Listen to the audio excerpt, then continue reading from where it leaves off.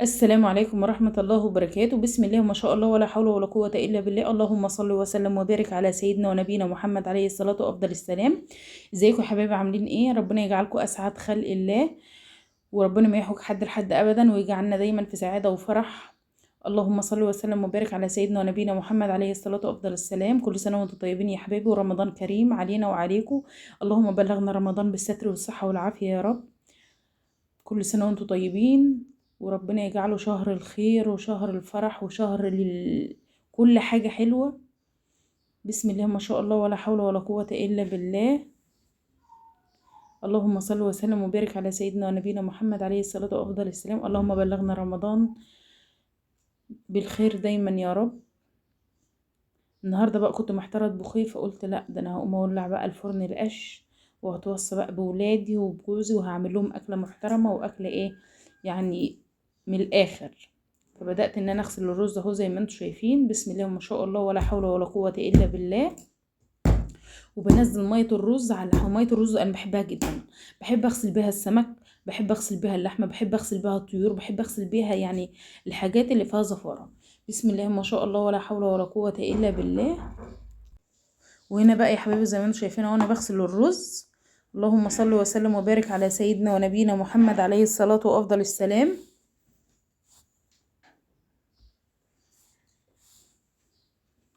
بسم الله ما شاء الله ولا حول ولا قوة الا بالله. زي ما قلت لكم الرز، مية الرز دي انا بحبها جدا، وبحب اغسل بيها يعني كل حاجة فيها زفارة.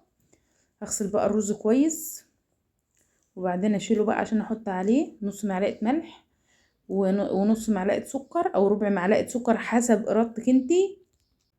هنا بقى هسيب اللحمة منقوعة في مية الرز شوية، وهنا كنت حطيت عليه اللبن وحبة سكر وحبة ملح زي ما انا قلت لكم، يعني حسب ما انتوا بتحبوا. في ناس بتحب الرز عادي، في ناس بتحب الرز حادق، يعني مش كل الاراء متشابهة. لاختلاف الاراء لبطلة السلع زي ما بيقولوا. هبدأ بقى ان انا اقطع اللحمة يعني ايه، قطع صغيرة، يعني مش صغيرة قوي، بس اي تقطيع عشوائي، المهم ان هي ما تكونش كبيرة قوي. بسم الله ما شاء الله ولا حول ولا قوة الا بالله. هقطعها كلها، وهشوف بقى انا هعمل بيها ايه. بسم الله ما شاء الله. اللهم صل وسلم وبارك على سيدنا ونبينا محمد عليه الصلاة وافضل السلام. لا اله الا انت سبحانك اني كنت من الظالمين، فاغفر لي ذنبي يا رب العالمين. هنا كنت شققت 4 بطاطسات طرنشات تخينة عشان تستحمل اللحمة، وفرشتها في الصينية، وحطيت فوق البطاطس اللحمة اهو زي ما انتم شايفين. هعمل صينية بطاطس في الفرن. بسم الله ما شاء الله ولا حول ولا قوة الا بالله. بعدين هقطع البصل، قطعت البصل وهقطع الفلفل، وبعدين انا دق راس توم في الهون، وحطيت ورق لوري اهي، راس التوم اهي، وحطيت التوابل بتاعتي، نص معلقه كزبره، نص معلقه كمون، نص معلقه قرفه ناعمه، نص معلقه ملح، من كل حاجه نص نص كده.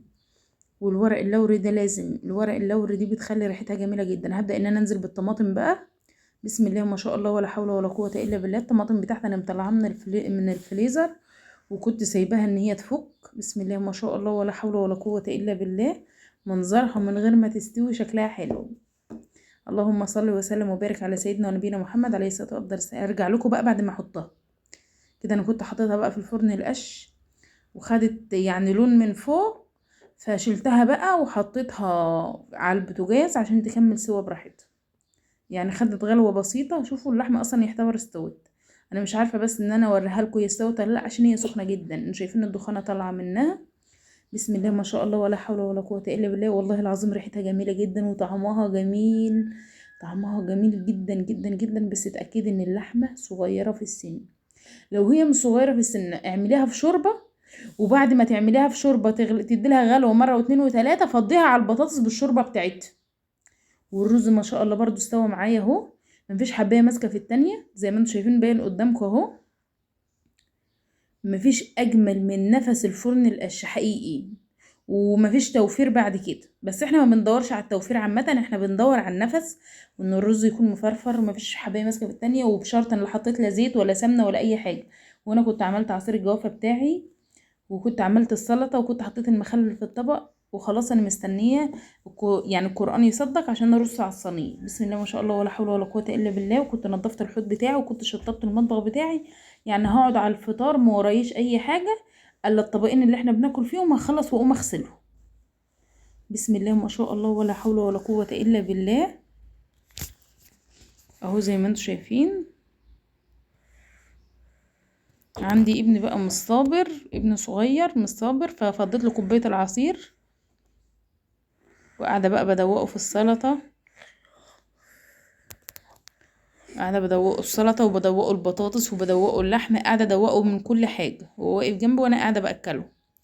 بسم الله ما شاء الله ولا حول ولا قوه الا بالله. بسم الله ما شاء الله ولا حول ولا قوه الا بالله. انتوا شايفين اصلا الرز عامل ازاي؟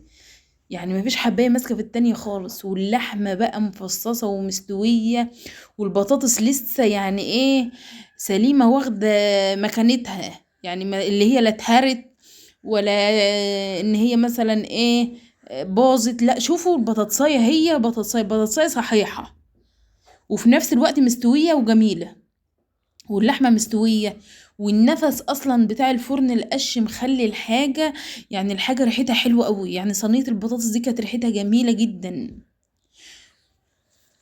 وكل سنه وانتم طيبين يا حبايبي، واتمنى ان الفيديو يكون عجبكم، واتمنى ان انا اقدر اوصل لكم كل حاجه تفيدكم، واتمنى منكم شير ولايك، واستنوا منه كل جديد، وصدقوني هنزل لكم دايما الاحسن والافضل.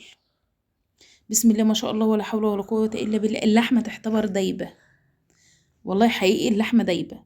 وشايفين بقى، يعني انا ما حطيتش لا عليها لا سمنه ولا زيت ولا اي حاجه. وشوفوا الدهون اللي طالعه على وش البطاطس، انتوا شايفينها في الجنب اهي. والله ما حطيت لا نقطه زيت ولا نقطه سمنه على البطاطس. وشايفين الدهون اللي طالعه على الوش دي، كان حقيقي طعمها جميل جدا. وعامه انا كنت مزوده التخديعه بتاعتها، لان انا ولادي اصلا بيحبوا التخديعه بتاعت الطبيخ اكتر من الطبيخ نفسه، اكتر من الحبوب واكتر من الحاجه اللي في الطبيخ نفسها. لان انا ولادك صغيرين فبيقولوا لنا ماما حط لنا الطبيخ على الرز، زي مثلا الشوربه على الرز كده بيحبوها ياما. بسم الله ما شاء الله ولا حول ولا قوه الا بالله. وهنا الرز بتاعه اهو، ما شاء الله تبارك الله ولا حول ولا قوه الا بالله. كل حاجه مستويه ومية مية، وزي ما قلت لكم كفايه نفس الفرن القش فيها. وبسم الله ما شاء الله ولا حول ولا قوه الا بالله. وهنا كنت خلاص جهزت افطاري. ابني بقى هيفضل يتسلى على الكوبايه طول ما هو واقف، كل شويه يشرب حبه. قاعده بشربه وهو قاعد جنبي، وكل شويه اشربه. قاعد يتسلى على الكوبايه بقى، يعني بيغيظني ان انا صايمه وهو فاطر. اللهم بلغنا رمضان بالستر والصحه والعافيه يا رب. اللهم صل وسلم وبارك على سيدنا ونبينا محمد عليه الصلاه وافضل السلام. بسم الله ما شاء الله ولا حول ولا قوه الا بالله. عامه انا كنت عامله عصير جوافه على موز، يعني حاطه جوافتين على صباعين موز وضربهم في الخلاط بحبه سكر. ما شاء الله تبارك الله ولا احسن من كده. ويوم وعدى، وكل يوم حيرة هنطبخ ايه النهاردة وهنفطر ايه النهاردة. ودي كان باقي المخلل بتاعي. بسم الله ما شاء الله ولا حول ولا قوة الا بالله. وهنا بقى كانت القلة. خلاص كده بقى انا مش محتاجة حاجة، يعني القلة مليانة والعصير معمول والسلطة معمولة والمخلل وكل حاجة مية مية. بس انا مش راضية افرغ في الاطباق بقى الا لما القرآن يصدق.